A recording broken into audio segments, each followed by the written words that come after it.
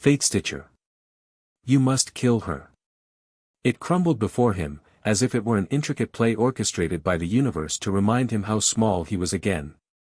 He was suddenly sent back to a memory of being small and obsolete, where men wished to see him break.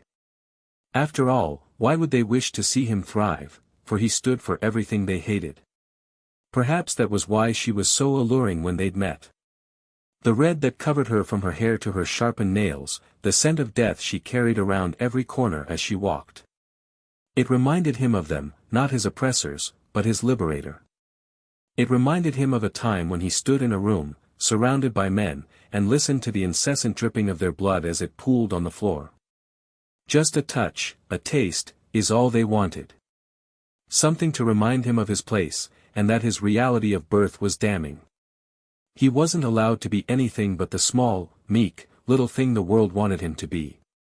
That they swore he was born to be. The rest of the memory was blurred, unwelcome, for it felt like briars dragging over his skin and shredding it apart. He didn't need to see it to feel it, to know what had happened before it all came to an abrupt end.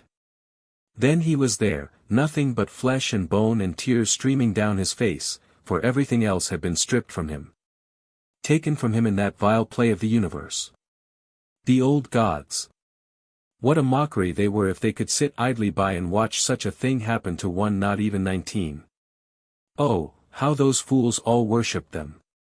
The very fools whose innards were scattered around, shredded apart, like they'd been tossed into some vile cyclone that had burst from the heavens. Killian had always tried to be a good boy, or rather a good girl then. That's what they wanted him to be after all. A good little thing they could ravage, demean, and dominate just as they had his mother and his sisters. He was not his mother or his sisters. He was not one to follow cruel beings of the divine simply because it was customary. He was not one to fit into the little boxes they checked and tried to shove down your throat like moldy bread and cheese. Maybe that's why he was saved from that torment. His retribution had not come by the hand of an old god sent from the divine plane, but from a primal born of chaos and calamity. What a strange thing it had been standing with his body bare and nothing but red surrounding him. Their voice had been intoxicating, just like hers was. They had spoken sweet nothings, not the usual brutality bathed in condemnation but harsh truth coated in kindness. They, the being as old as the dark that the stars lived within, had offered him justice and acknowledgement. Not for the little brat they wanted him to be, but for the man he'd been born to be. They had brought him to her, so it was only fitting that they were the one to ask him for her end. Killian let his eyes wander from the vacant expanse of sky he'd